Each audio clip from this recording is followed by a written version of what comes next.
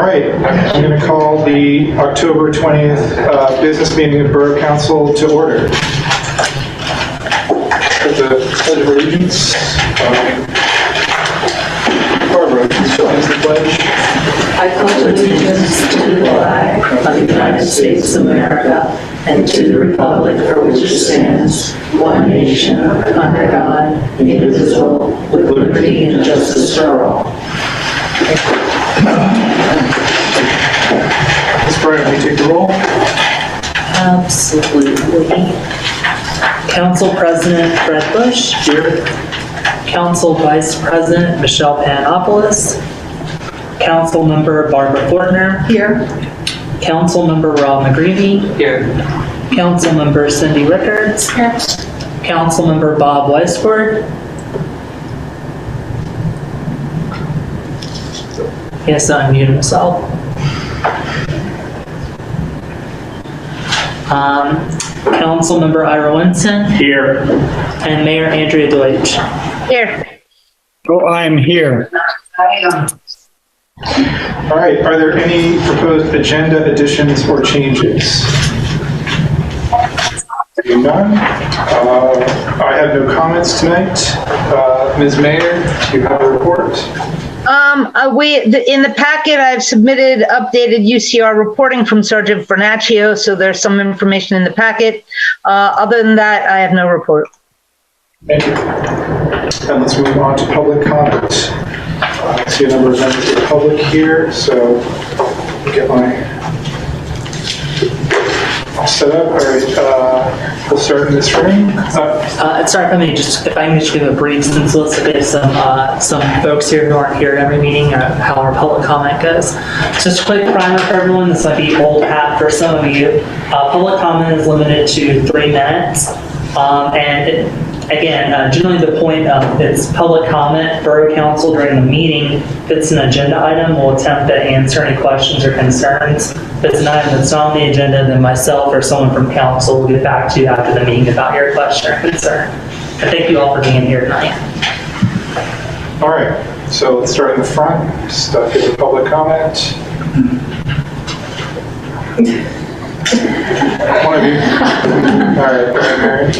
Miriam Shagow, 140.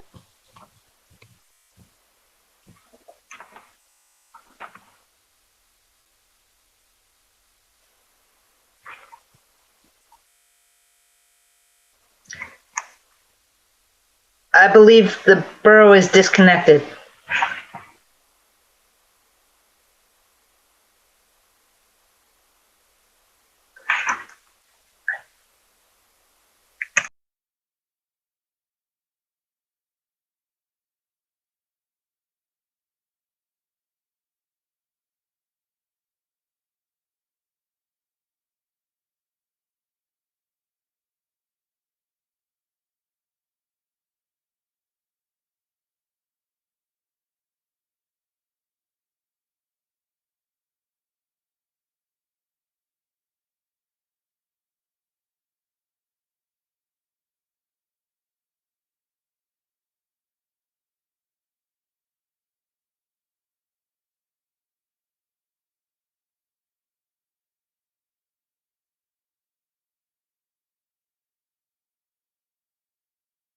All right, now we're good. We're back.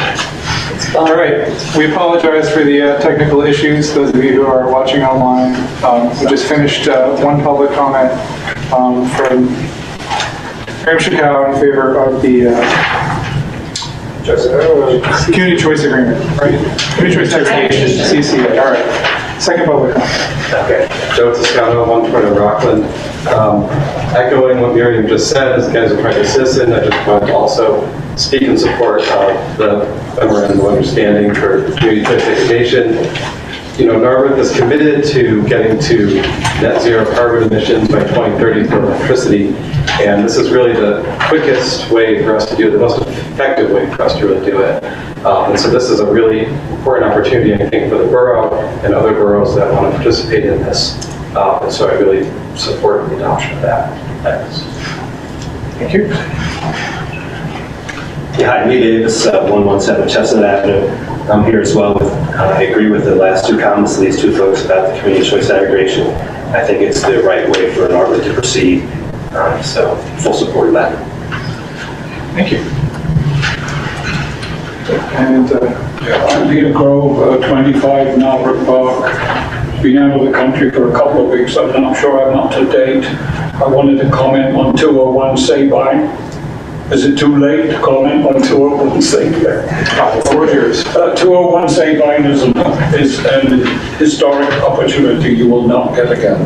Do everything in your power to explore every means possible to make that 3.7 acres into a park.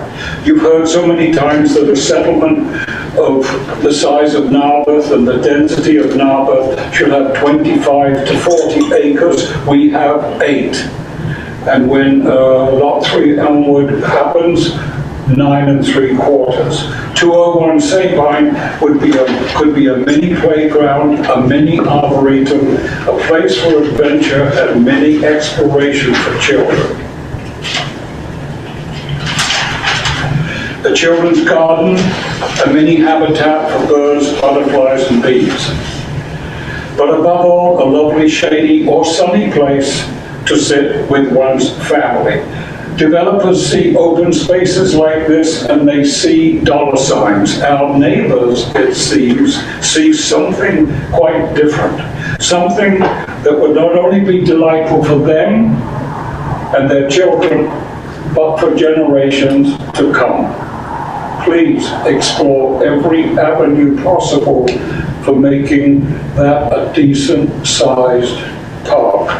By all means, increase my taxes if that's what it takes. I'm sure there's a lot of people in Narberth who wouldn't mind paying a bit extra if they know that those children up there don't have to walk all the way down to the park down here. Thank you for letting me speak.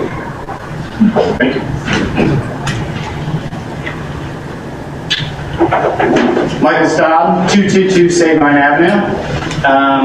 Thanks for your time today. I just wanted to let you know that I agree with everything this gentleman just said. Couldn't have done it better. Thanks. John Constantine, 400 North Narberth Avenue. I concur with these two gentlemen here that, his presentation is going to be more eloquent than mine. I'm going to get to the point. Are you going to save this park, or are you going to give it to the Montgomery County Redevelopment Authority? And once it's in their hands, they're going to make all the decisions around this park. They're going to, they have the ability to sell the property if they wish to, once you relinquish power to them. Bob Wainwright, our former council member, he's the second chair on that committee. And he has access to 350 PE firms' information. So I don't know which one he's going to choose, but someone's going to end up developing that property. And we don't need the densification here. We need a park. A full-size park, full-size playing field. We don't need another Carl Dranoff coming in here and building up. Good evening. My name is Karen Bellamy, and I live at 231 Marine Avenue, Narberth. I thank you for the opportunity to speak this evening, and I concur with these two gentlemen that I would love to see 201 Sabine be preserved as a park corner to corner. I ask you to please halt any consideration of development until we explore all of the opportunities available. I know Narberth prides itself on being a free-minded community. This is a wonderful opportunity for you to create a legacy this evening, a legacy to be known as the council that is creating space in a community where it is so few and far between. So please consider having the opportunity to make this a park corner to corner, and I thank you for your time. Carol Scanlon, Sabine Avenue also. I wanted to say 13 days ago at the s'mores meeting we had with the council members, I asked Fred, Cindy, Ira, Michelle if there were any plans or proposals with Montgomery County Redevelopment Authority, and you each said no, there are no plans. And here we are, less than 2 weeks later, ready to sign a plan with Montgomery County Redevelopment Authority. The proposal says the borough needs to tell the RDA the goals for the property. We resident and property owners want to know exactly what you're telling the RDA because we want to know in advance what your goals are. Council members, repeatedly you have said, we don't know what our goals for the property are. And if you don't know what the goals are, you should not enter any contract. At the Friday chat, Fred, Ira, Michelle, and Cindy, when I asked you what the goals were and how much income needs to be gleaned from this, you said, we don't know. We don't have anything planned. We don't know what we want to do. So that's really important before you enter any contract. Additionally, as this is the Green Council, as every person here has talked about the Green Council, you all have these nice green initiatives. If you look outside the box of this development, there is a non-building option that the council hasn't even considered yet that is environmentally positive, good for the planet, better for our community than any building option would be that will generate income for the borough. Friends of Sabine Park would like to present this option in the meeting before you do any signing with the RDA. The green option will generate income for the borough at no cost to the borough and will preserve this property as a 3.7 acre park. Friends of Sabine Park is asked to meet with you. I mentioned at the meeting we have a plan, we'd like to talk about it, and you refuse to meet with us. So now is the time to walk your talk about being a green community before any RFP is signed. Talking with us is free, but as soon as you sign with the RDA, it costs us money right off the bat. Our plan changes the discussion. We ask that you do not sign with the redevelopment authority until you talk to us about the green initiative that we would like to present, which will preserve the property. And also, I'd just like to say, anybody, neighbors here, if this council does decide to sign with the redevelopment authority, SaveOnCoalition.com on the action tab, you can donate to our legal fund because the fight for preserving open space and Yeah, you can't promote stuff during public comment, Carol Marie. All right, we are going to continue to fight for open space for 201 Sabine. Hi, I'm Sean Ferber, and I live at 212 Elm Terrace. I have two sides of my property that touch up against 201 Sabine. I am not as familiar with all the ins and outs of the history as it relates to sort of the process here as to how we got to this point, but I'm certainly paying attention now. My vote would be park corner to corner. I guess not that it's time for questions, but I know you guys took a poll. You spent a lot of money taking a poll from residents. I think it was a year and a half ago. And I'm curious to know what the results were, and because I believe the results were, if I'm not mistaken, a park with some kind of combination or a park alone. And I'm trying to understand how we've gotten to this point where we're, considering something different. So, I guess my point being that if you're going to ask for our input, it seems somewhat disingenuous if you're not going to take that input into account, or strongly taken into account, or at the same time, at least give us an opportunity, the group here and others, the opportunity to understand everything that you're doing and have full transparency on that. Thank you. So everyone, well, I'm assuming you don't have a public comment. All right, let's move to the folks online.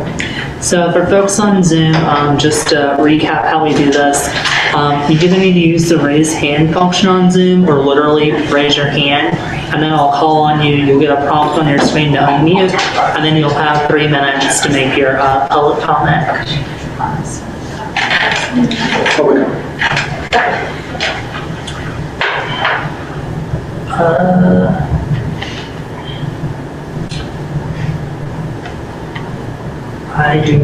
well, I'm gonna give it a second to make sure that's not just lagging or anything. All right, All right, last chance, anyone online wish to make a public comment, please notify. Can't tell if Dennis is trying to. So I think maybe Mr. Manley might be, so I'm gonna give you an opportunity here to speak.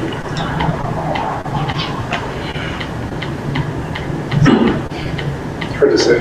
Yeah, sorry, Zoom is being laggy for some reason. Let me confirm the public comment.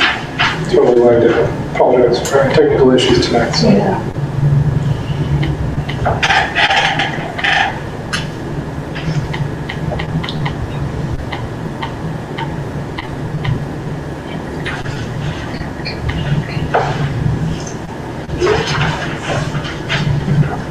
I'm just switching over to my computer. It looks frozen up there. Yes, it does. Recording in progress.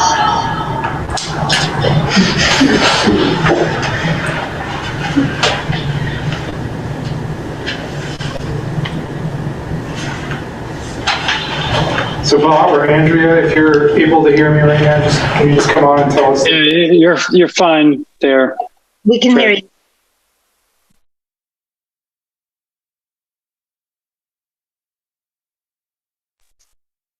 Now I've lost you. Not now. Can you hear me? I can hear you, Bob, but Can you hear me, Fred? the borough is muted. Oh, We there. can't hear you, Fred. Can't hear you, Fred. No, cannot hear you, Fred. Guys,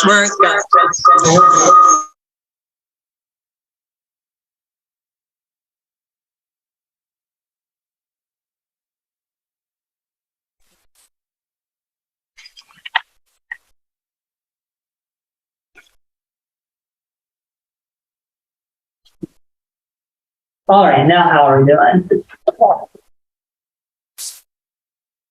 Loaded, Better. but it's not on the screen. Have to give it a second. They can hear us, so that's good. So you can hear us now? We can hear and see you. Excellent. All right, then I think we can proceed without the. Well, I'll need to hear Bob's vote. Well, it'll come through the end. I can hear you, Fred. Yeah. Okay. Great. So we don't have video right now, so Bob, just say aye at the appropriate time when it comes to it. Right? You got it. Video's back on. Okay. So consent agenda items. You want me to repeat it? Yeah. I move the Borough Council approve consent agenda items A through G. Is there a second? Any discussion? All right, we're going to vote on the consent agenda. All those in favor of passing the consent agenda, raise your hand or say aye. Aye. Hi.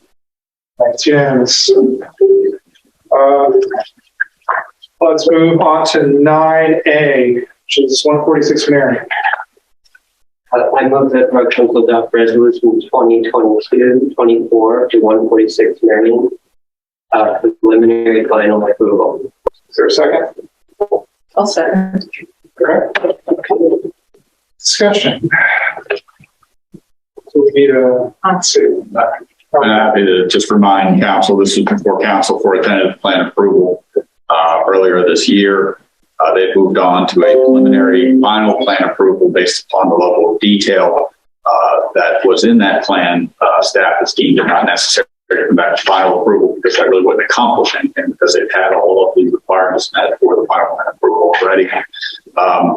If this is approved tonight, it would be the last time we would come before council. And again, this is for a 5-lot residential subdivision, preserving the existing dwelling, constructing 4 new residential dwellings at 146 Marion.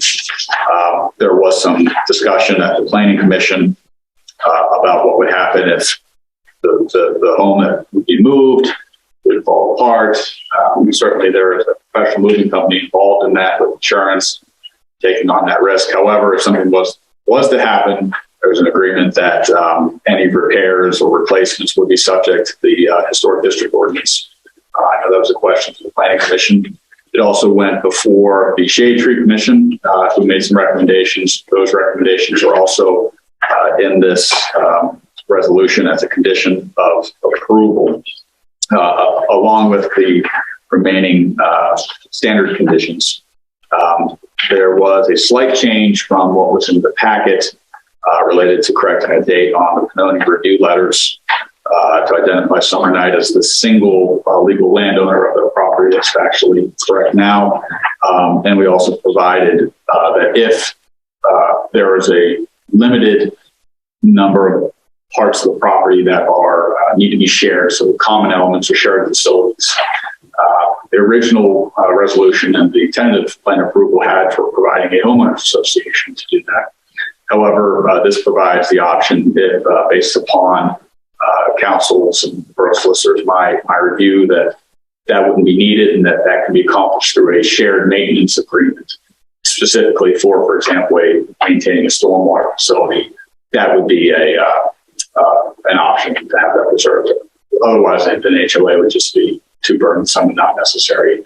It might be necessary, but we'll find out when we get to that point as to what is actually shared. I'd have to have further discussions.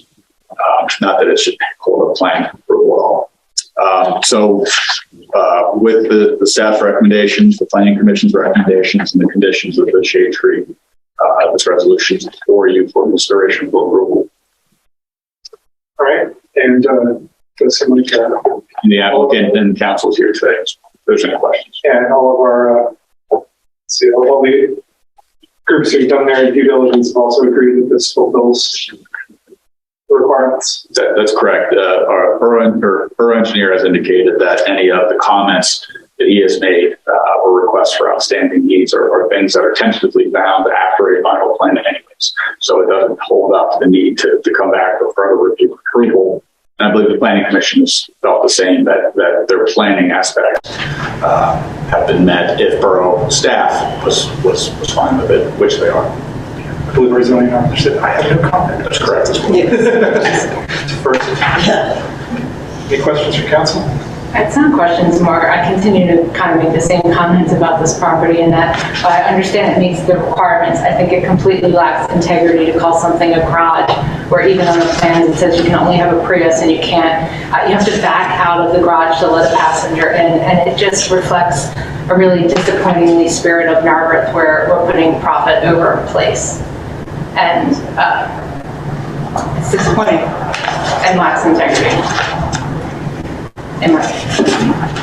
So one of the issues that came up at the Planning Commission was trying to discuss the possibility of using renewable energy in the property. And I know that we can't require that, but I was curious if we've made any progress on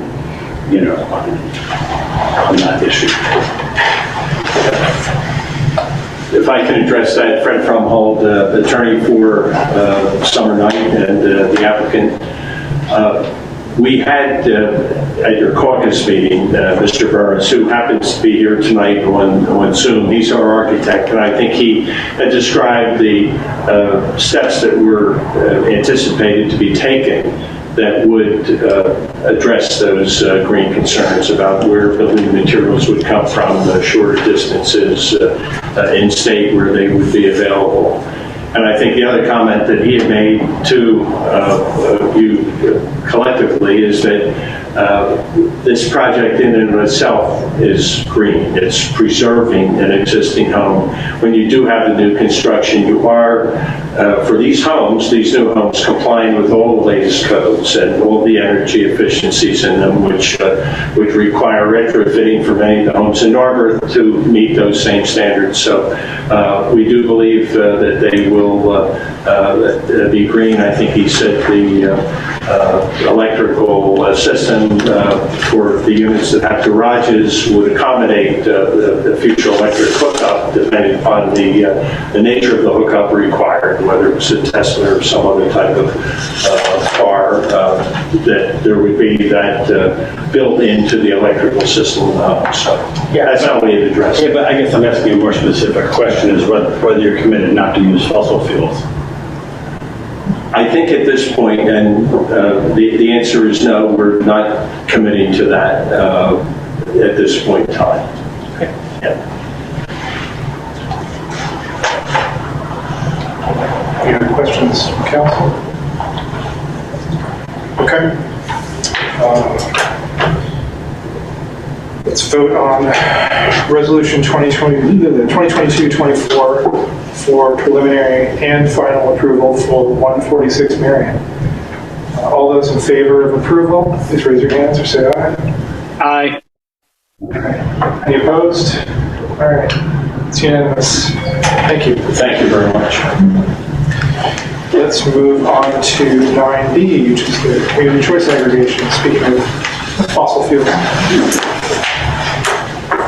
What's that, Rob? 9B?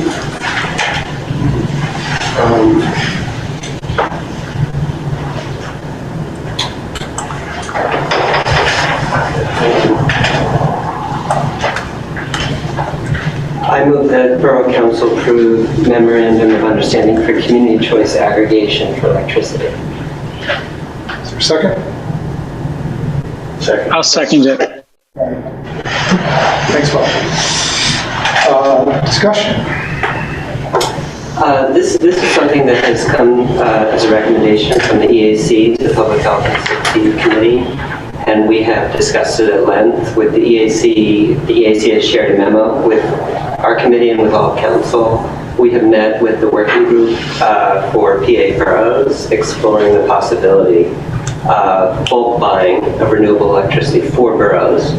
And I thank our manager for following up a series of conversations to make sure that that you're comfortable at this stage. And really what's being proposed is a memorandum of understanding to explore the possibility. This would be done in conjunction with other interested boroughs in the state, and this working group, which includes attorneys and a group from New York State that has done this kind of work before successfully. So this is kind of the first step, but then should we approve it, there would be a second step months from now when we could, as a council, consider a contract. And at that point, we could agree to sign it or not agree. But this is simply a memorandum of understanding to allow for the process, the exploration process, to go forward with our consent so that a contract could be constructed for our consideration. Okay. There's no cost to the borough this time. This is right. Yeah, that's right. That was I initially had some concerns on this because I wasn't sure exactly the scope of the MOU, but after meeting and reading through and seeing what the ask was, and certainly I see no downside, and they're willing to do the work and undergo the cost to really, on this first part, as Councilman McGreevy stated, to see whether or not this is legal, and whether the Pennsylvania Utility Commission would allow this, Public Utility Commission would allow this to even occur. And if they're willing to do that work and to make those inquiries and put that case together and get approval, and then come back to see if Narberth wants to sign on at that time, Narberth would then be in a position to see if they want to sign on alone or with some other boroughs to that program. But at this point, it's just exploring the possibility. Yeah, Mr. Bryan, or any other questions from council members? Just a thank you. I think this is such a good example of why we have citizen advisory committees, because it was the EAC that brought this stuff up. Yes. Which just underscores why we have these. Yeah. Thank you. Yeah. And I do want to emphasize, how it would advance our climate action plan so dramatically in a way that's hard. It's just hard to understand, to even conceive of another way to achieve these goals throughout the town. So I'm hopeful that it can go forward. Yeah, fingers crossed that it turns out to be legal in Pennsylvania. Yeah. Okay. So let's vote on the MOU for community choice aggregation for electricity. All those in favor? Aye. Opposed? Okay. Unanimous. Thank you. Thanks, folks. All right, let's move on to 8C, or 9C, which is the redevelopment authority. Want to make a motion? That's Bob. Oh, Bob? I can read it. Yeah, just if someone could read that for me, I'd appreciate it. I move that Borough Council approve contract with Montgomery County Redevelopment Authority for 201 Sabine Development, RFP. I'll second. So since there were some questions about this, let's talk about exactly what we're... Well, yeah, and I guess first I'll say I'm a little disappointed that, some of the folks who I'm glad some of them stayed, but some of the folks who... They're outside, the members who are interested, are they out there? Yeah. Some people. Just checking. Sorry. Yeah, it's a little disappointing that folks who've expressed the concerns about this item Not outside. Okay, all right, thanks, Aaron. on the agenda did not stick around for it, nor are they on Zoom, so I hope they go back and watch the meeting recording. Also, I've been getting very frustrated with this conversation, and that, the word disingenuous was used at one point during public comment, and I just increasingly think some of the positions and some of the information being put out there by the Friends of Sabine is disingenuous. I encourage Borough residents to go to the Borough website. I'll talk a little bit about it here tonight, but I encourage folks to go to the Borough website. We spent a lot of time on a page about 201 Sabine to answer a lot about the survey, a lot about, and I apologize, I don't know off the top of my head what the survey results were. It was before my time, but I'll definitely take a look back at that. I don't know if anyone on council knows off the top there. No, we do, yeah. Keep But going. go ahead, yeah, they're up there. We'll follow up. And a lot of the information is there over the last, we've been talking about 201 Sabine I've been working for the borough this is month 17, and pretty much almost every council meeting since I've been here, 201 Sabine has been a topic on the agenda. Now that being said, I'll do my best to summarize, years of conversation before my time and 17 months of conversation in about 2 minutes here. The borough originally had 5 options we considered for the property that ranged from complete park to complete development. And the complete development option was taken off the table the night that the options were even started to be considered. The other options involve getting proposals from nonprofit organizations to do something with the property. And then there's the option that we talked about here of working with the RDA to develop a limited portion of the property. So option 1 is turn the whole property into a park, which council has not ruled out. And option 4 is to do some limited development on the property, primarily for the goal of preserving the child care facility that's currently there. The 2 options, either option expands the size of the park on the property. It's just the difference between the 2 options is whether it's completely park or mostly park.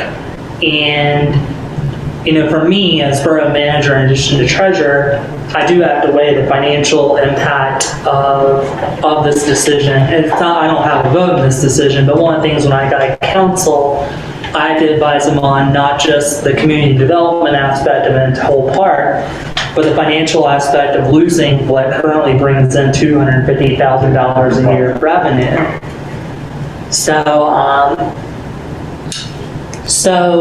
With the Montgomery County RDA, Borough Council went through an extensive RFP process to figure out a partner to work with to determine what option 4 actually means.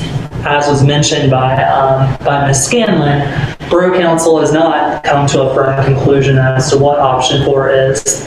Council has come to consensus about the scope of option 4 and that it will be limited towards the back portion of the property along Montgomery Avenue.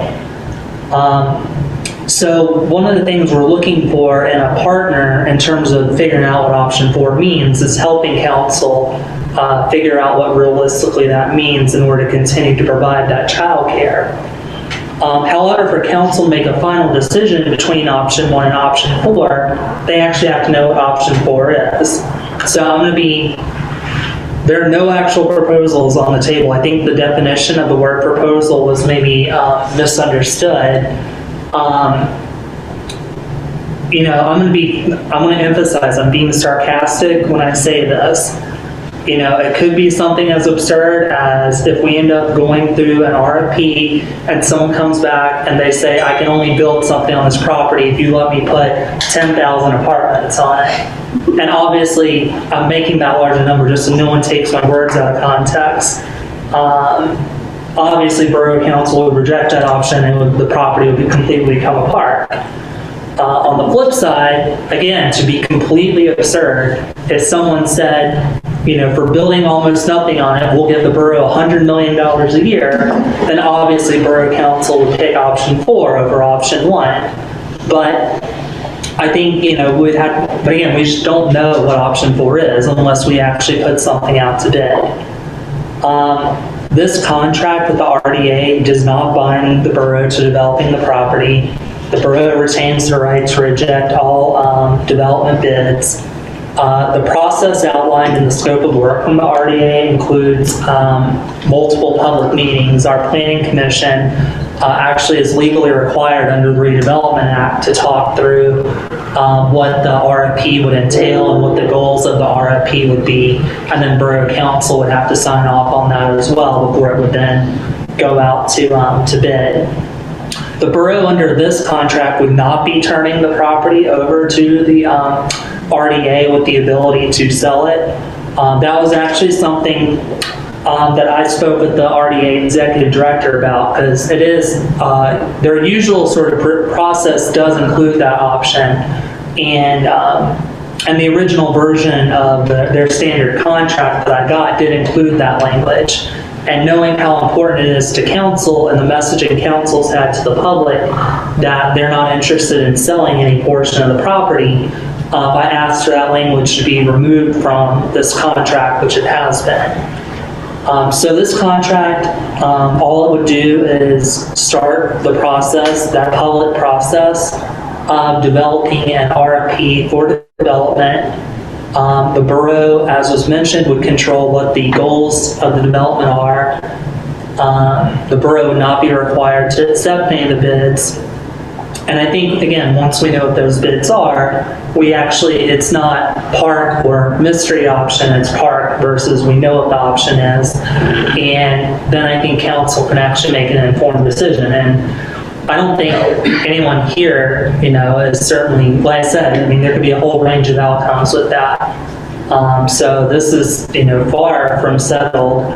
And you know, and if it comes to it that we, you know, turn the entire property into a park, you know, part of my job is to figure out how financially that's going to work.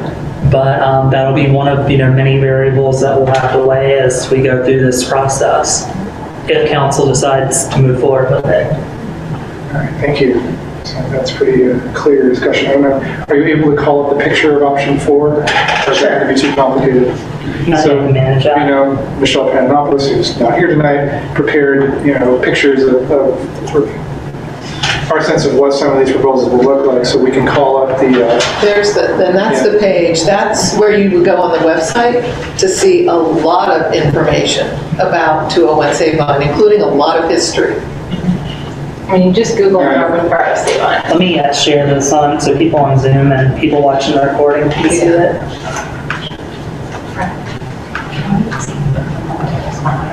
So this is the property as it's currently configured. The green is the park area, the orange is the existing building and parking lot. And under option 4, the park would expand to take up all of this space. And the area that we would leave the option that we would consider continuing to provide the child care service at would be this area in blue, if a developer is, amenable to that. So as I mentioned, the choices are either all park or mostly park.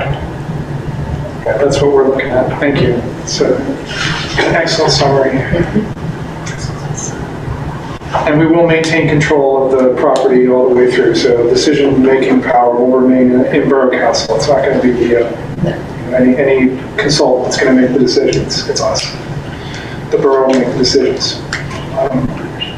The main reason that council is working with the Montgomery County RDA is under the Redevelopment Act. If we were just on our own to go out to bid for development proposals, council would be required to take the whatever the most profitable bid for the borough would be in from a financial regard without implication for community impact. However, under the Redevelopment Authority Act, the RDA we don't have to then take the most profitable bid. We can take one that strikes, if there is one, we can take one that strikes the best balance between the needs of the community and any possible financial gain for the borough's taxpayers. And just in terms of, so we had not signed, this is the first kind of signed agreement we will have with the RDA. We had not signed an agreement beforehand, so there was a discussion about whether we said we had a signed agreement. The answer is we don't have one yet. We have to approve it, and they have to approve it, and then we will have a contract with them. So that's the timeline here. And did you want to respond to? Yeah, I guess I just really, and it's unfortunate Ms. Scanlon left. The misinformation campaign that has so strategically been waged around 201 Sabine is honestly probably the most disappointing thing of living in Narberth. I don't think we can calculate the time spent away from our families or jobs responding to emails in response to fictitious flyers going around or information on Facebook pages. Tremendous amount of time has gone into populating our webpage with facts and figures, which every single meeting we talk about, and yet we still respond to emails and whatnot. But I think the most frustrating and disappointing is to again been misquoted by Ms. Scanlon. Twice on the record, I have, during recorded meetings, had to say, Carol Marie, you have now misquoted me to me. Please make a note. The meet and greet, which is something that we tried to do to support community building. I actually left my husband home after surgery to do that. I very purposely said to Carol Marie, hello, may I make you with some more? And I do nothing to communicate with her to one Sabine that is not written on a borough email or any recorded public meeting. That was absolutely false that she asked me anything about Sabine. And while I understand the threshold for slander is much higher for folks in a public office, this is a community, so standing up and accusing someone of a lie is disingenuous. And I will respond to Ms. Carol Marie Scanlon on email and CC you all.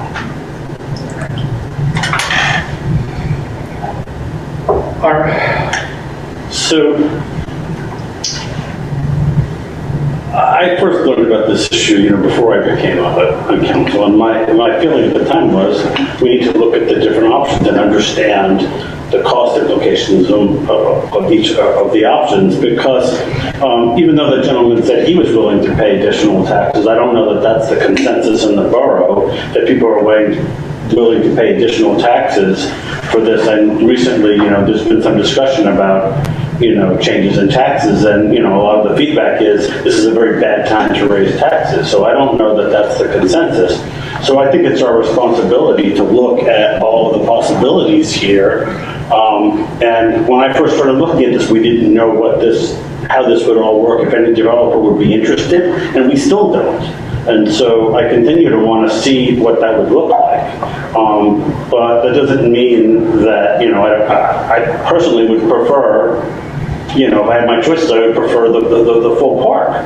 But that, it may not be the best choice. It may not be we have a sort of fiduciary responsibility to the taxpayers to do, what's in their best interest, and that may not be the best choice. And so it's hard for me to make a decision until I know the facts. And so I think this is just an exploration to gather those facts. That's just my opinion. In terms of finances, you'll see action items 9F and 9G, which are related to taxes for the borough. So, we are finding ourselves in need of revenue to accomplish our infrastructure goals. It will be expensive to take down the buildings at 201 Sabine and turn that into a park. It's not something we can snap our fingers and do. So that's I agree with Ira. This is fiscally responsible exploration of options. We need to figure out what the costs and benefits would be of both options. That will include community input. Of course. Any other comment from council? All right, let's vote on the contract with the Montgomery County Redevelopment Authority. All those in favor, please raise your hands. Aye. All right, it's unanimous. 9D. Destruction of records. Okay, I move that Borough Council adopt Resolution 2022-25 for destruction of records. Thanks, folks. Is there a second? I'll second. Okay. Discussion. Maybe nervous for a second. I did have one motion go dead once. I'm surprised the heck out of it. So just some clarification, because I apologize, I didn't have an opportunity to write a memo about the material in your packet. So the list of records provided, we are not talking about destroying all of those. To the right of each record, there's a column that's titled Notes that either says permanent, or it says we have to keep for so many years before we can destroy it, or it says eligible for destruction and then gives us the options of return, hold, or shred. The only records we're talking about destroying tonight are the records, any record that has the word shred in the notes section. All the records labeled permanent, or all the records labeled not yet eligible for destruction, are going to be scanned and the physical records returned to the borough. So the only records we're talking about destroying tonight are the first page and a half of the records listed, basically with some exceptions. I talked through this list with the Friends of Narberth History. There wasn't full consensus about whether there wasn't disagreement about destroying records. There was a question about whether we should scan all of the records, not just the ones that are going to be kept. And so I asked for a quote from ScanTech to do that, and that's why that's included in your packet. Unfortunately, it's more than double the cost to scan all of those records. So given the substantial price difference we're talking about, I reached out to an archivist in the community about whether we should, whether those records that are scheduled for destruction should be archived, and he felt that we would probably be fine to destroy them without having scanned them. It's things like, just so the public understands, if you haven't seen it in the packet, it's like, some random check the borough wrote someone and make up an example like 1973 or something like that, but it's not quite something like that. But it's old, it's old check registers. It's largely administrative records that, I'll give the Pennsylvania Historic and Museum Commission credit. That's the organization that decides what can and can't be destroyed. I think they've done a pretty good job of identifying things that have archival value and things that don't, because I think basically all the records we would consider valuable are the ones labeled permanent. So I know it was really important to this council that we consider the archival value of records as we go through this process. And so I did want to make sure that you all knew that this recommendation didn't come flippantly, but a lot of, thought and some research has gone into it. So the permanent, this is just all from the Archiving Association's guidelines. Yeah. And then the local history group wanted us just to scan everything. They didn't specify certain records that they were. Well, one member of the history group wanted us to scan everything.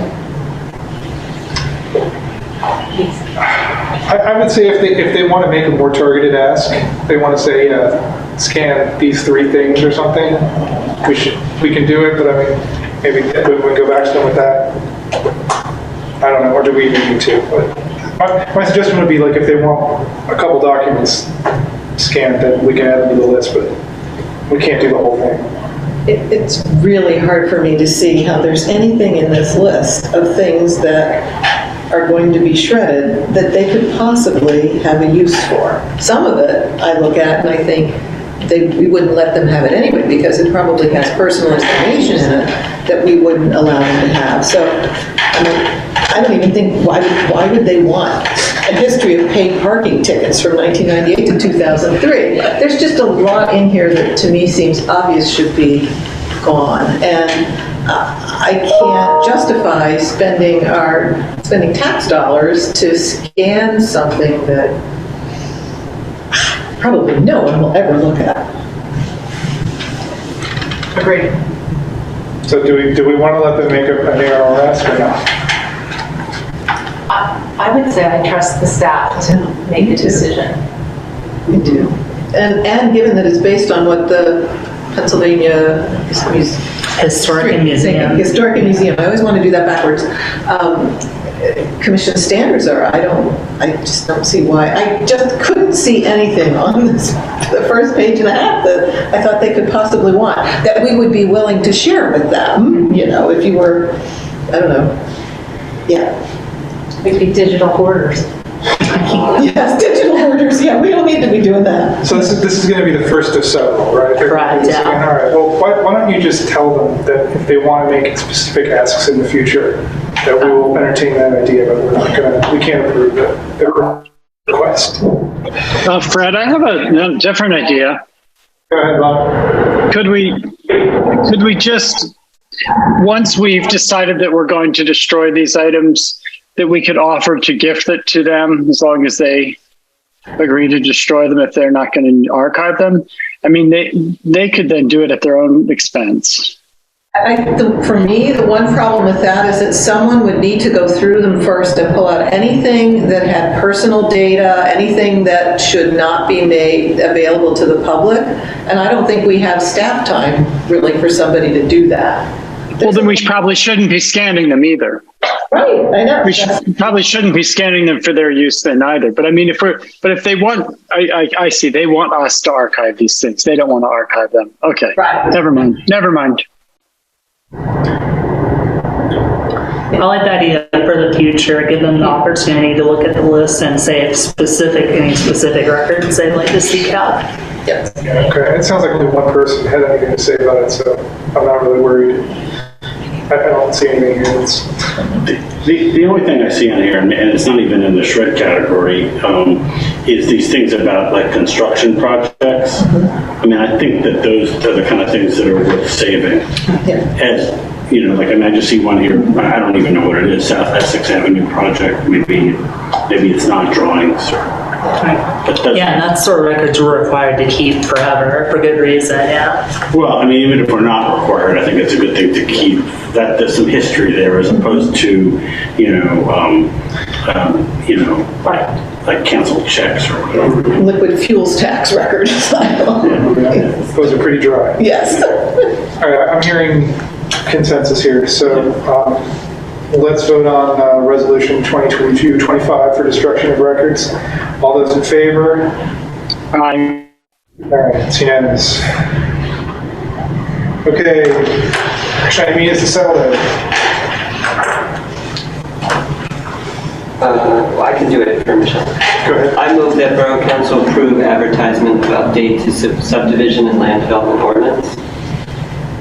I'll second. Okay. So, What's that? Yeah, go ahead. John or Samantha, you want to? Well, John, why don't you talk about, you recently reviewed it, and talk about what you... I mean, I did recently review. I don't have any real substantive issues. I think most of my questions are more process-based questions. My overarching concern that comes throughout is it seems that there are some items in here that are also in the zoning code. A lot that's also in the zoning code, and some that might be in the landscaping code or the stormwater code. But I think the most trouble ones are in the zoning code, which means that someone would have to go get a variance from the zoning hearing board, but then also have to come and ask council for a waiver for the same item, because they're both codes, or if it's in the landscaping code and the stormwater code, or the streets code, and the Saldo, they would have to get a waiver from council all at the same time, but from 3 different provisions. So it seems that it might be able to be, and maybe you want to keep it in the Saldo and amend the zoning code. I don't know, but it seems it probably isn't the best process to have a lot of it duplicated in multiple codes. Substance is all fine, it's just location. And then I hadn't cross-checked the definitions related to zoning and to the recent stormwater ordinance, just to make sure again that the definitions are consistent. Not a problem, probably practically wouldn't be a problem. So there are maybe 2 or 3 items I think that I could resolve in minor conversations with, I guess, the Montgomery County Planning Commission. I'm not sure if council's in a rush to try to get this approved in November. I'm going to look at the calendar now, which you could not do anyways because you don't have 30 days, which it needs to go to the Planning Commission for formal review at County and Arbor Planning Commission once in final form. So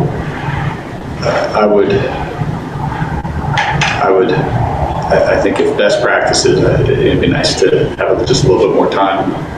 I'm not sure if council has any substantive questions or points for discussion.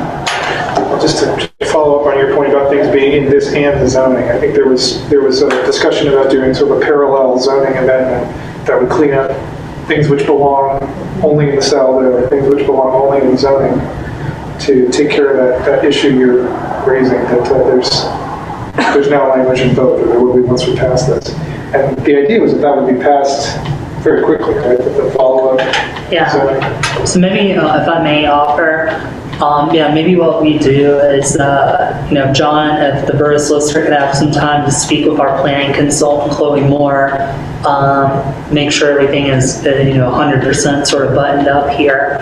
And then on November 3rd, council could approve advertisement and submission to the various planning commissions. Your next meeting would be December 1, so you'd have to wait until your December 15th meeting, but that would give enough time if there were comments from our planning commission or the county planning commission for staff to have some sort of response as well, and then council could decide on the 15th what to do with it. Yeah, we have some key people who weren't able to be here. I know Chloe has a family issue, and Todd Bressie, our indefatigable chair of the planning commission, is presenting at a public meeting in California, I believe, right now as we speak. So I think some of our questions probably from them can't be answered, although Todd did give me a brief kind of summary of the finding. Any questions from council? Comments? Yeah, I just know from our shade tree chair, we've talked about this, there's an interest from shade tree in the landscape ordinance, and I guess Rick, as shade tree chair, recommended that after the Saldo is approved, that then we update the landscape ordinance, chapter 348. Does that sound doable? I mean, since the Saldo doesn't include the landscaping. John, is that legally fine? Oh, yeah, I mean, it's a separate chapter. Okay.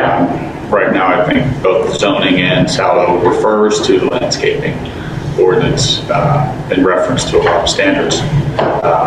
it shouldn't be a problem to do that separately. Yeah, once we wrap this up and the green building bonus, I think Planning Commission will be free to look at the landscaping. That still would belong to Planning Commission, wouldn't that landscaping ordinance?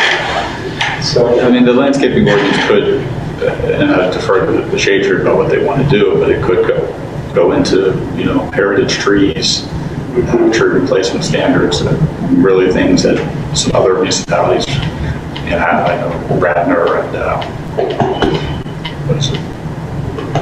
Where Eric Johnson's also.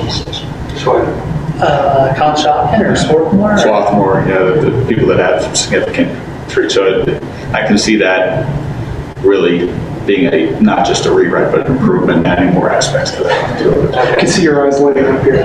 Yeah, so maybe beginning of next year, maybe if it's going to Planning Commission, I think they're going to be pretty busy for a couple months, and then once we pass what they've got on the table, then they'll be open to do more, I think, maybe starting January. And I'm confident that any of my comments will be able to be worked out by the next workshop. All right. So Todd's points as to the sort of the big changes in the SALDO, the elimination of the tentative sketch plan, the new open space requirements, which are that new developments will be required to either set aside land for public use or to pay a fee in lieu to the borough.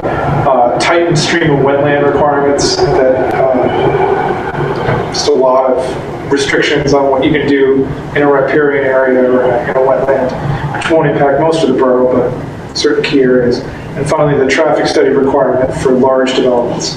Those he thinks are the four big areas in the SALDO. So if anybody has any issues with the changes that are in there, or this would be a good time to raise them. But we've been looking at this for months now, so hopefully everyone's had a chance to register their concerns. All right, hearing a lot of silence from council, so let's go ahead with that plan of bringing it up again at the workshop meeting, allowing you to work through any remaining issues. And I do apologize for any delay I've caused on this. I know this is something that's been in the works for a while. No, this has been, there's no strict deadline on this. No, but they are still working on those changes to the zoning. Right. Yeah. Well, and there were problems with this. There was definitional problems with this that were still being worked out until the most recent planning commission meetings. It's a monster. Yeah, it's a very long document. We get it. So do we need to table that motion then? Yeah, it doesn't sound like we're going to advertise right now. So would someone like to table, motion to table? Motion to table. Okay, is there a second? I'll second. Second, okay. All those in favor of tabling this until the workshop meeting? Aye. All right. Motion tabled. Okay. Let's move on to 9F, which is the local services tax. I move the Borough Council approve advertisement of an ordinance to create $47 local service tax. Is there a second? Okay. Let's move on to discussion. So, So what this ordinance would do is create the local services tax. The school district already charges a $5 LST. It's a tax on anyone who works in the borough.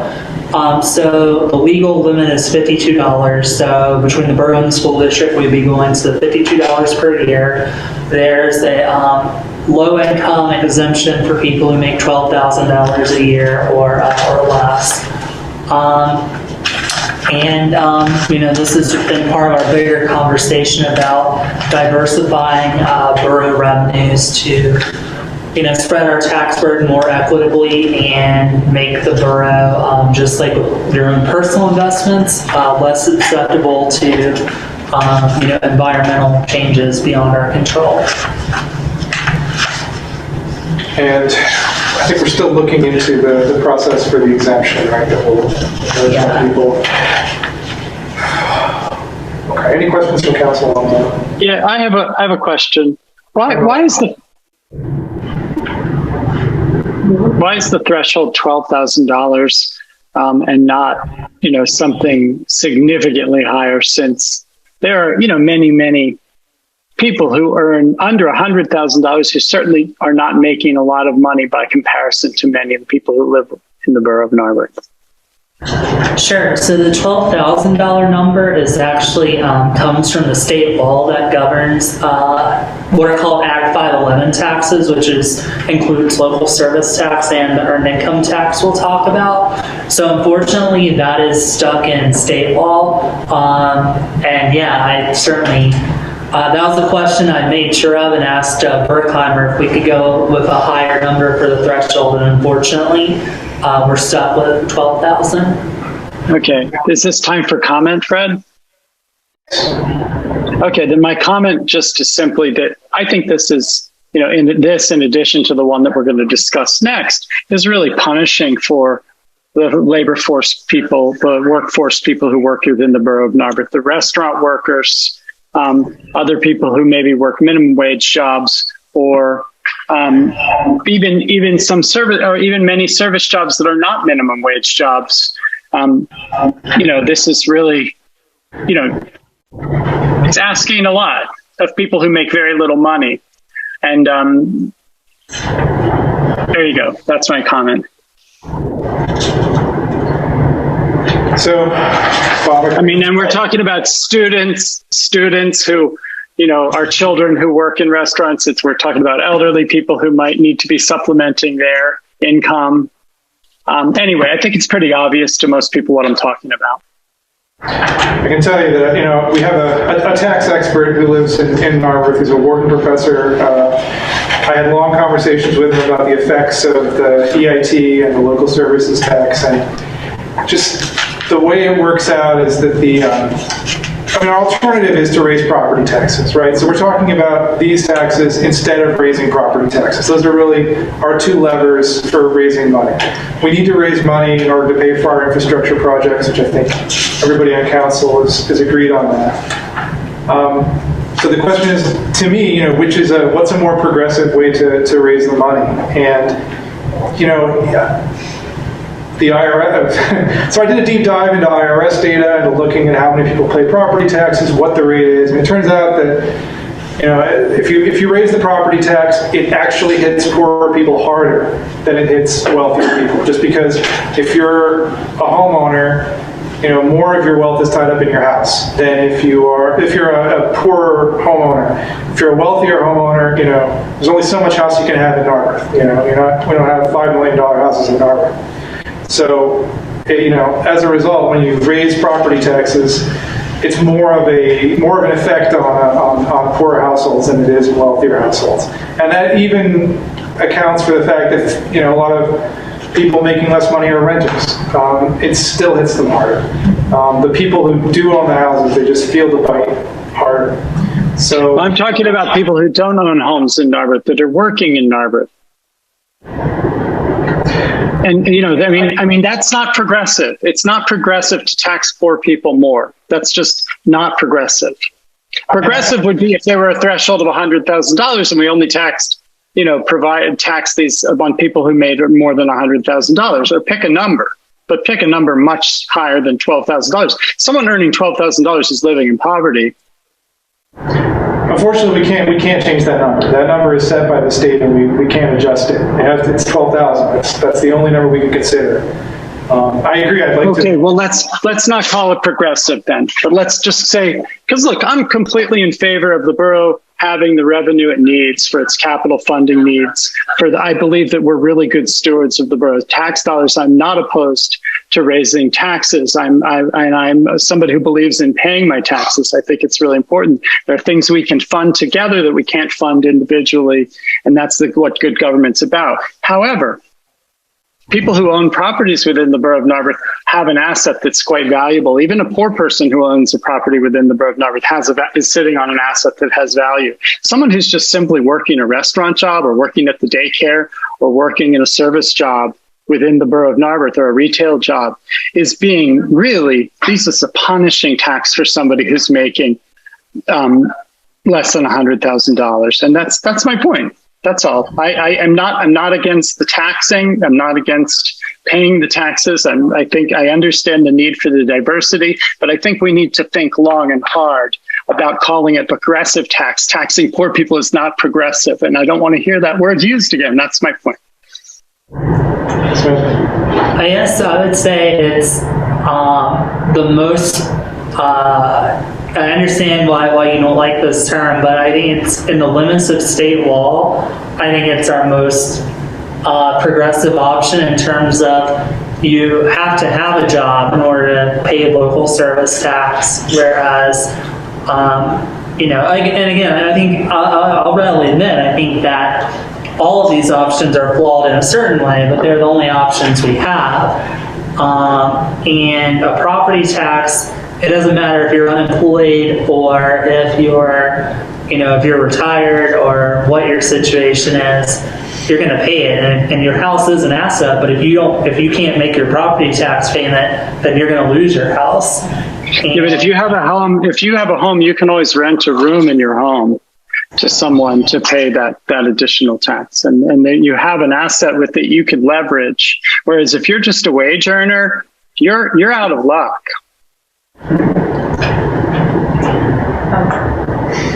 I was going to save this for the next, but it really does carry over. So I also followed up with Ben Lockwood, who had emailed us, because the conversation is so nuanced. It was one that I wanted to just grab a cup of coffee with him, and he makes a really educated, informed argument for an equitable tax burden against an EIT, and I respectfully disagreed with him sometime. Again, the man has a PhD from Harvard, and this is his area of expertise.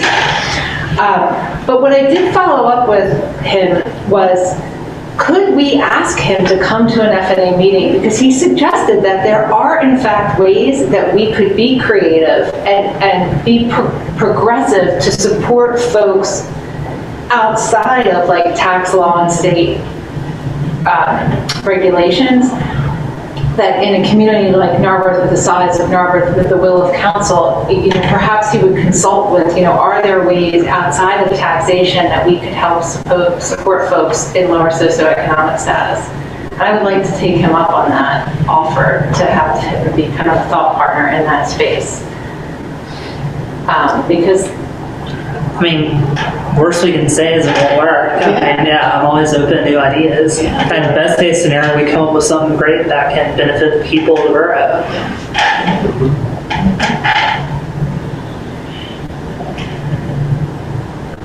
So I think go ahead with that. Yeah, we'll do that. Depending, we'll vote on this, then I would like to propose to FNA that we invite Dr. Lockwood to come and just kind of consult on what are some options of ways that you can support folks. Because I agree, 12,000 laughable, it's below the federal poverty line. What are ways that we can stay committed to supporting folks in diverse economic status outside of the limitations and the confinements of state tax law?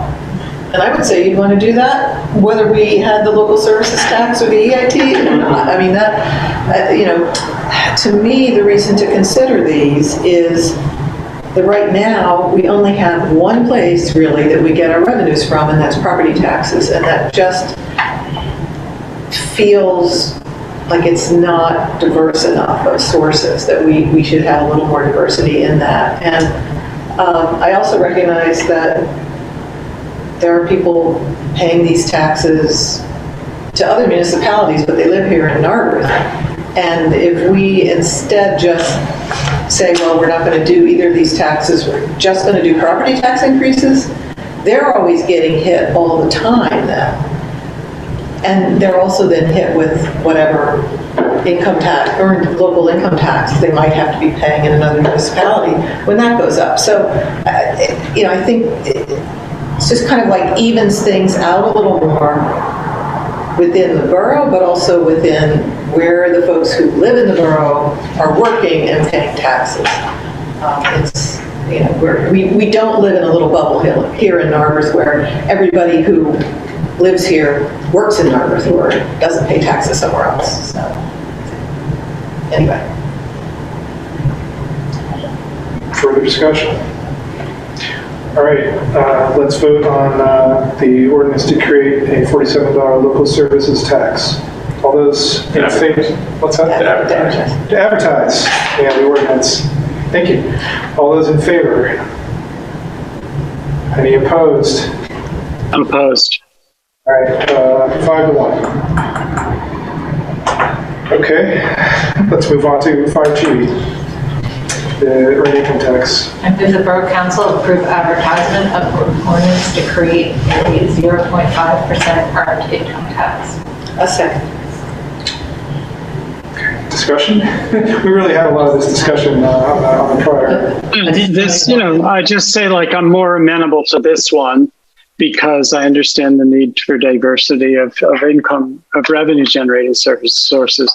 But to just cut 50, like to just charge a student who's working in a restaurant or a student who has a summer job $50 right off the top of their paycheck is just wrong to me. I understand the rationale of the earned income tax. I understand that people who work in Philadelphia, are already paying 4%, and that if they live in the borough of Narberth, they'll be paying more. If we to raise their property taxes, they'll be paying even more. I understand that, people are living in Narberth, working in other municipalities, that this is going to bring their earned income tax home to Narberth. That makes sense. But let's not just take $50 off the top of a young person or a working person's paycheck every year. That's the bridge too far for me. All right, well, we're discussing the EIT at this time, but first of all, Samantha has her hand up. So. I understood, but I think I understood that. I think my comment was coherent in the context of the two proposals that are here on the table. Okay.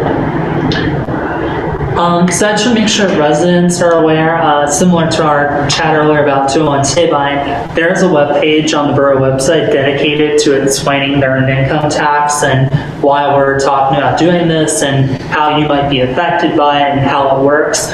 It is somewhat, it's a subject that's much easier maybe for people to read and digest than to verbally go through on the spot, but we have at past meetings have gone into detail verbally about what this would entail. It's going to involve a new tax form for people who aren't already paying an EIT. So there's a collector for the county, Berkheimer Associates. They have a webpage. So when it comes time to do taxes, you'll have to go to their webpage and fill out their online form if you have income, if you have earned income.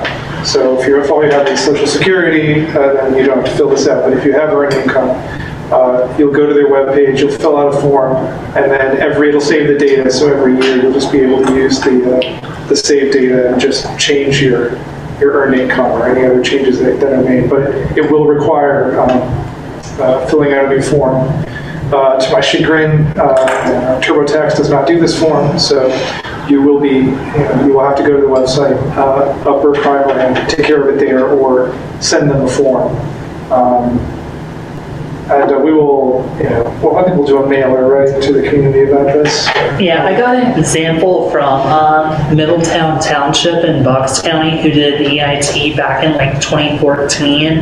They gave us the office examples of the stuff they sent out to residents and all that. Right.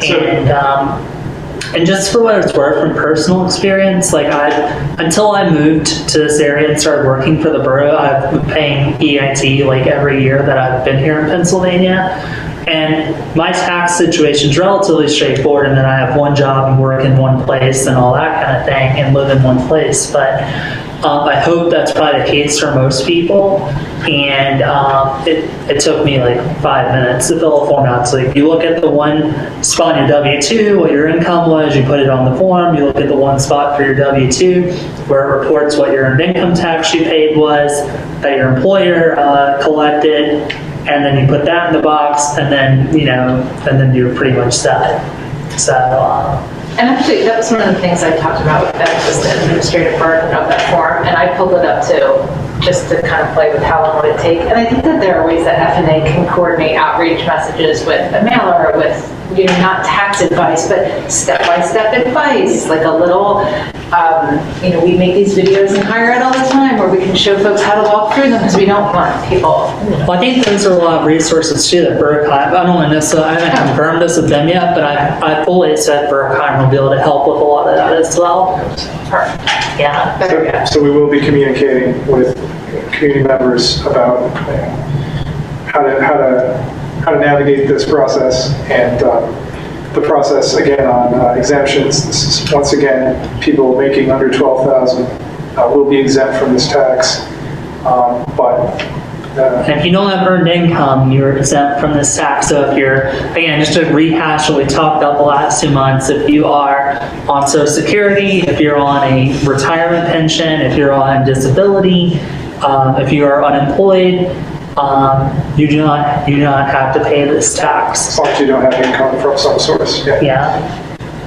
And may I just add something else there, Fred, is that also, let's also include in the group of people who won't pay this tax, people who live off of capital gains, people who live off of income from inheritance, people who live off of income from, the stock market. This is a tax that actually favors wealthy people like that. People who only earn their rent, make their living on rent. I just think it's important to not gloss over that. So if you'll take statistical data, Bob, I can tell you that they still have a lot of income. Wealthy folks in general still have a lot of income. Not everybody, but if you look at the aggregate, they have plenty of income, and I'm fine with data, but I still haven't heard how many retired folks we will not be taxing through the income tax, but how many working young folks will be getting this extra tax who are living below the poverty line, and I don't think we have had those numbers either. Look, I'm gonna vote for the CIT, but let's not pretend that that there aren't some significant problems with it.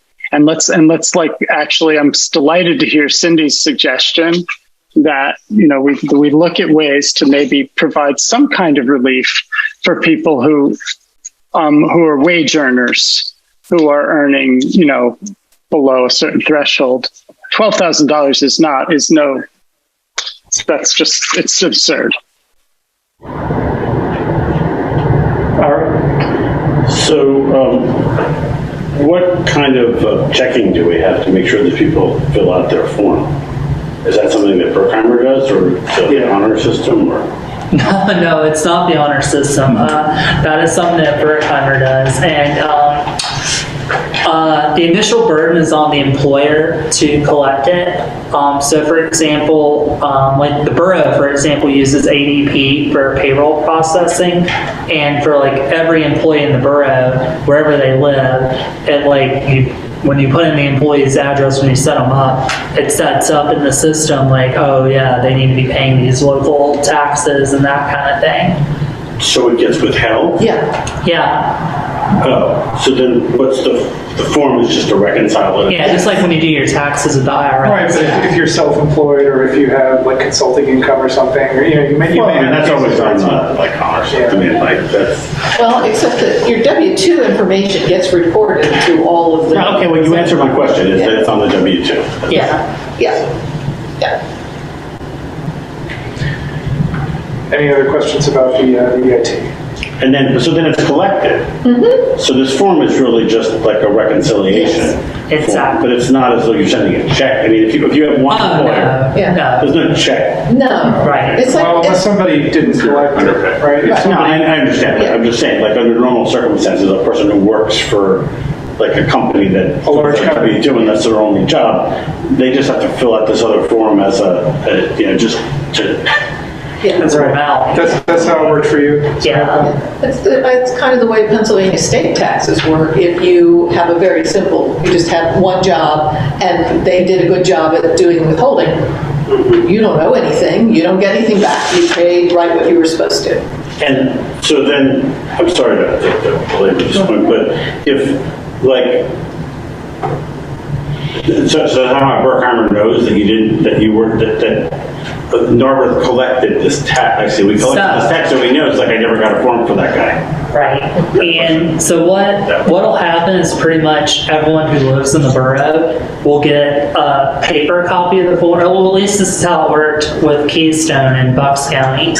Everyone who lived in an area of an EIT got a paper copy of the form sent to them from the EIT collector each year, along with information about where to go online if you wanted to do it online. But does it also tell them how much they paid, or they get that from their W-2? No, they get that from their W-2, yeah. And then I'm not entirely sure what I don't know if I don't know if I'd want to give the details in a public meeting for anyone who might think of like trying to bypass the EIT. But I know from working with Keystone in Bucks County, they do have audit capabilities and ways to figure out if people who owe EIT have not paid it.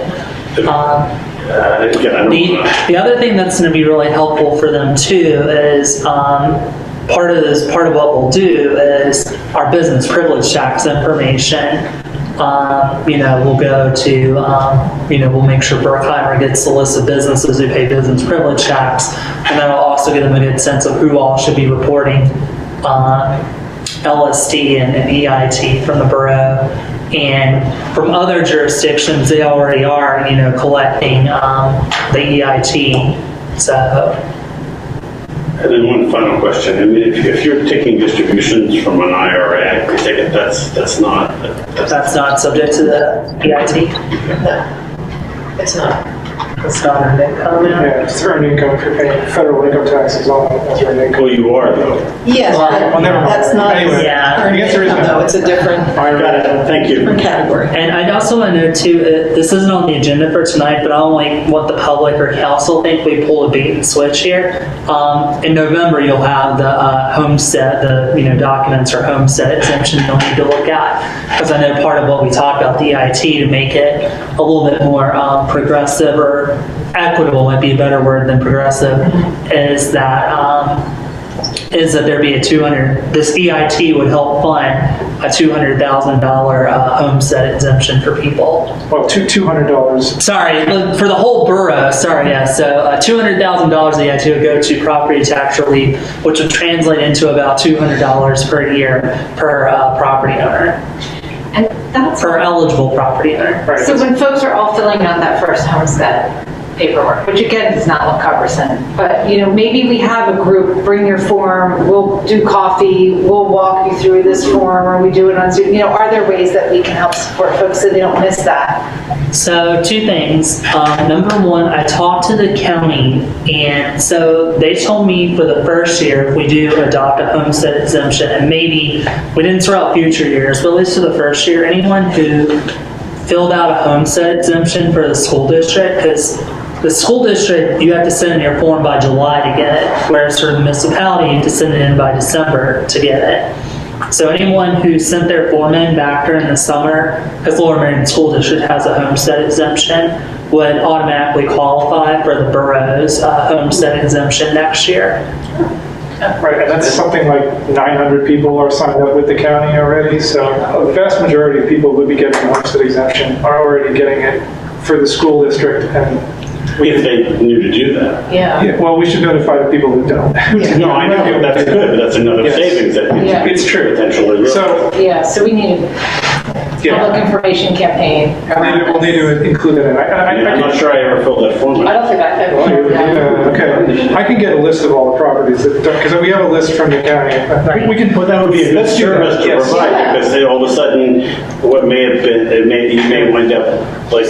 Going back to the actual idea that Cindy had, I think what I would say is I would prefer to create opportunities for people to work with the county and with Berkheimer to do those forms, because I would be concerned about creating any liability for the borough of any goof ups or anything like that. Yeah, no, look, I don't want to, I'm with you, but yeah, absolutely coordinate that. It's part of our information. Absolutely, yep.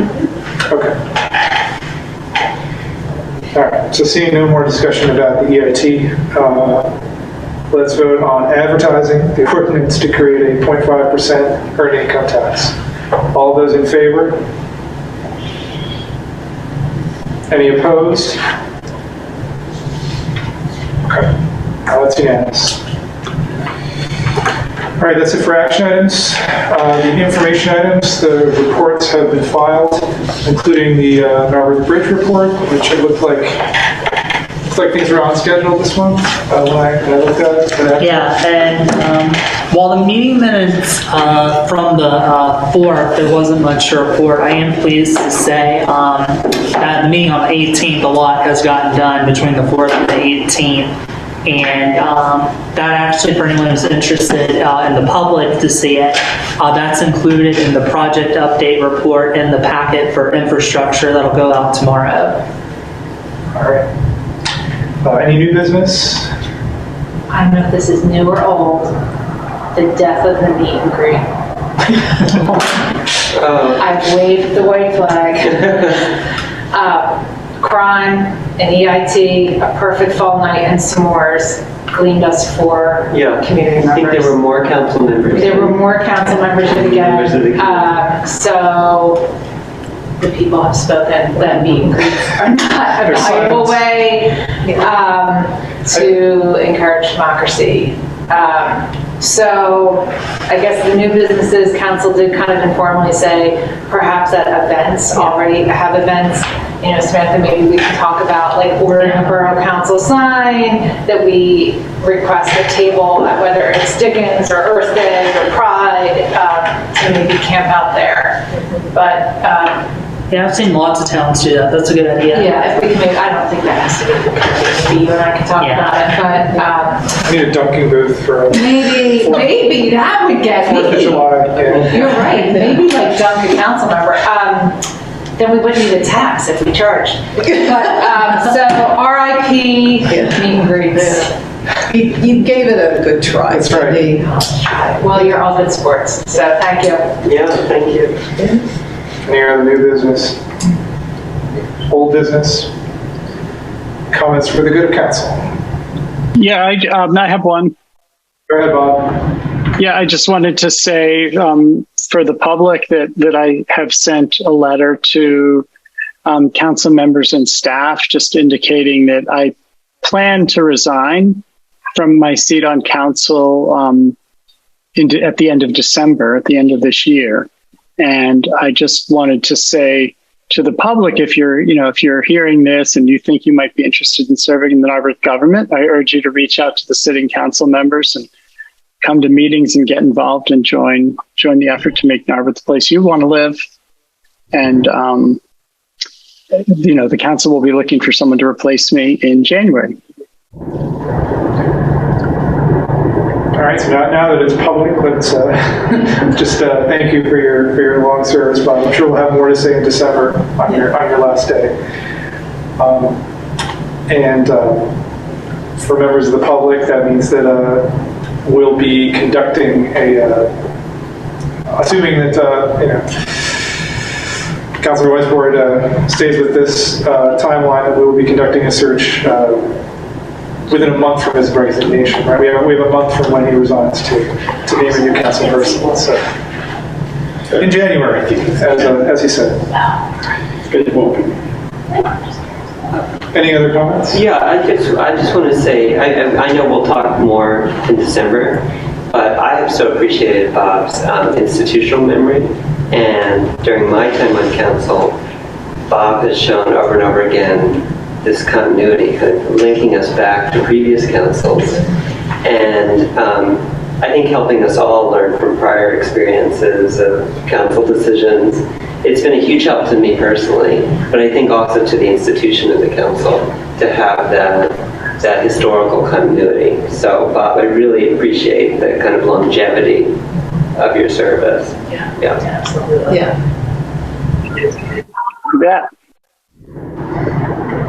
All right, I'll just add one thing, which is one of the first public meetings I went to here in Narberth was for the parking study, a discussion of it, and I got up at one point and made a comment about, I don't even remember what it was. I made a comment, and after the meeting, I think, Bob, you came up to me and said, hey, I really like that comment you made. You should come to more meetings. so here I am.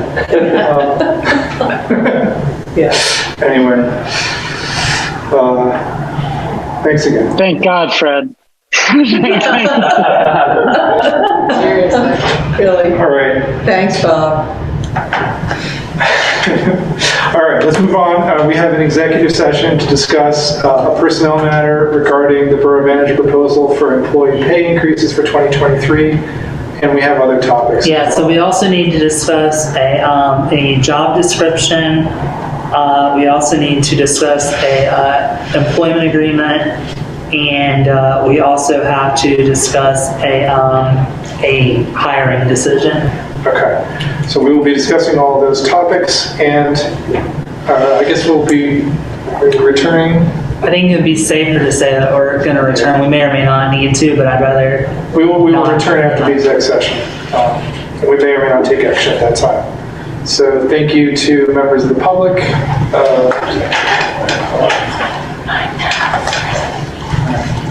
Can we take that? All right, welcome back. Council is returning to business. And it's, just for, sorry for the minutes, it's 10:04 p.m. Is there a motion? Yes. I move that council notify the Civil Service Commission to certify an eligible list of a police officer which is to be filled. Is there a second? Discussion? All right, all those in favor of making the request to the Civil Service Commission, raise your hand. Say aye. Aye. All right, it's unanimous. And that is our last item of business. Take a motion to adjourn. So moved. Is there a second? Second. All those in favor of adjournment? Aye. You vote to adjourn? All right, we're adjourned. Thank you.